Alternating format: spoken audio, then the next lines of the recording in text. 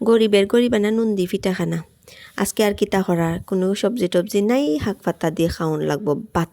আপনারারও যদি ওরকম না থাকে কোনো সবজি টবজি, দৌড়ি গিয়া যাইগান কিত্তাত গিয়া শাক পাতাওলা কিছু টুকাই আনি লিবা আমার লাখান আন্না গুনতে সাইজ করিয়া বেশি করে বুলো পানি লইয়া কসলাইয়া দইয়া তারপরে পেঁয়াজ রসুন আর মরিচ লইয়া কুচি কুচি করে খাটিয়া সুন্দর করে সাইজ করিয়া একটা বুলো লই লিবা।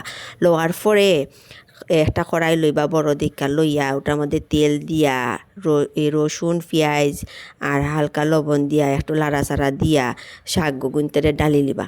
ডালার পরে কতক্ষণ লাড়াচাড়া দিলাইবা আর একবার দেওয়ার পরে দেখবা কত সুন্দর করিয়া এগুন মজিয়া একদম নিচের দিকে গেছে গি। তারপরে যখন দেখবা মজিয়া শেষ তখন লামাইবার সময়ও প্রায় হয়ে গেছে। ও আর আগ মুহূর্তে যদি ধনিয়া পাতা থাকে তো কিছু ধনিয়া পাতা দিলা, আর না তাহলে কিছু করার নাই। ইলেই ভাত লইয়া খাইলিবা। শেষ আজকে রান্দা।